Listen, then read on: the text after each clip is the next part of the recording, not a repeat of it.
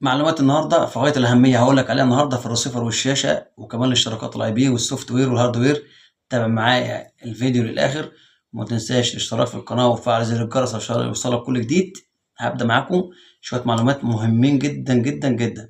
يعني أول معلومة ناخدها النهارده في الرسيفر يا جماعة اللي الريموت بتاعه ما بيقلبش، طبعًا ده بتبقى تهنيجة في الرسيفر نفسه، فأنت هتعمل كل اللي عليك يا إما تفصل الرسيفر من الكهربا دقيقة وترجع تشغله تاني هيشتغل معاك زي الفل، يا إما حضرتك تجيب الريموت وتفتح الكاميرا بتاع التليفون بتاع حضرتك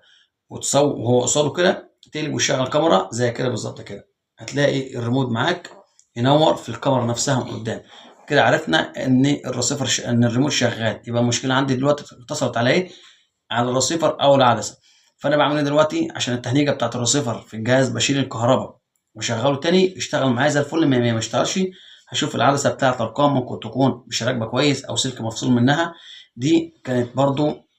من مشاكل ناس كتيرة جدًا جدًا بتقول لي على القصة دي وتيجي تجيب الريموت والريموت عندها جديد، لكن أنا باقول لك المعلومات أهيّة اللي هي يعني بتلخص لك الموضوع كله. عشان كده أهم حاجة باقول لك ما تنساش تشترك معانا في القناة عشان خاطر هيوصلك معلومات والله ما حد هيقول لك عليها بفضل الله رب العالمين غير العبد الفقير إلى الله.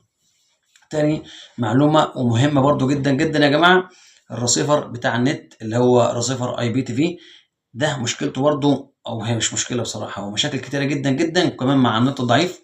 مرة تلاقي الرسيفر بيشير واي فاي أو الرسيفر بيهنج معاك أو الرسيفر بيقطّع جامد جدًا جدًا، أنا عامل لك حلقات عندك على الDNS اللي هو تضبّط له 3 تمانيات، 4 تمانيات أو تمانيتين 4 أو تمانيتين 1 و1. ده كله برضه الحاجات دي بتبقى مهمة جدًا جدًا جدًا. طب في واحد يقول لي إيه أنا كنت شغال زي الفل في الليل وفصلت في النهار، قعدت أشغّل تاني ما يرضاش يشتغل معايا، هنا باقول لك افصل الراوتر دقيقة وشغّله تاني بتاع النت هيشتغل معاك الجهاز يرجع زي الفل ما فيش أي مشكلة، لإن دلوقتي في حرب كبيرة جدًا على الرسيفرات اللي هي شغّالة بالإنترنت اللي هو الIPTV عامةً في مصر، دايمًا الشركات بتاعة الاتصالات دلوقتي بتحارب الIPTV فكل شوية يعملوا لك مشاكل على الMAC address يخنقوا لك خناق شوية بتاع النت، هتلاقي نفسك إنك أنت بتعاني لأ، افصل الراوتر دقيقة كده وشغّل اشتغل معاك، ضبّط الDNS وأنا عامل لك عليه فيديو أو 2 على القناة عندي، هتلاقي الجهاز ابتدى يسرع معاك 50 60% سرعة، فطبعًا دي كانت معلومة مهمة جدًا جدًا برضه كنت لازم أقولها، طبعًا أنا حاكي قبل كده وقايل لك وعامل لك مواضيع منفصلة عن إزاي تركب الطبق، ده كان الشرح اللي فات، إزاي تعرف الإشارة بتاعتك فيها مشكلة، برضه كنت قايل لحضراتكم عليها إزاي. باتمنى من حضراتكم شاركوني آرائكم برضه عندي في الرسايل على القناة عندي، قُل لي إيه مشكلتك، قُل لي يعني إيه المشكلة اللي أنت وقعت فيها وأنا ما شرحتهاش، وأنا الشرح منها هاعمل لك فيديو لحضرتك مخصص للمشكلة بتاعتك، إن دي تبقى مشكلة بتبقى في 2 أو 3 برضه زيك في نفس المشكلة بالضبط، فأنا برضه باجمع المشاكل دي كلها وباحطها في فيديو عشان خاطر حضرتك كمشاهد تستفاد معايا بقدر الإمكان بالفيديو اللي أنت حضرتك بتتفرج عليه، أنا باحاول إن أنا أسرّع لك في المشاكل شوية عشان خاطر ما اطوّلش عليك الفيديو، بس أنا قُلت لك تقريبًا النهارده 3، 4 مشاكل مهمين جدًا، جدًا، جدًا، وبالذات عند الناس اللي هي بتبقى قاعدة عايزة تسمع ماتش، عايزة تسمع حاجة، تلاقي الريموت ما يقلبش يروح خابطه في الحيطة كسره، تلاقي الجهاز يفصل عن النت أو ما يرضاش يشتغل عليه، يقوم يتنرفز، يقوم ينزل على القهوة، تلاقي ناس يعني دي مشاكل بتحصل يوميات يعني يوميًا لو في ماتش مهم والّا حاجة بتلاقي نفسك في مشاكل عندك. كمان هاعمل لك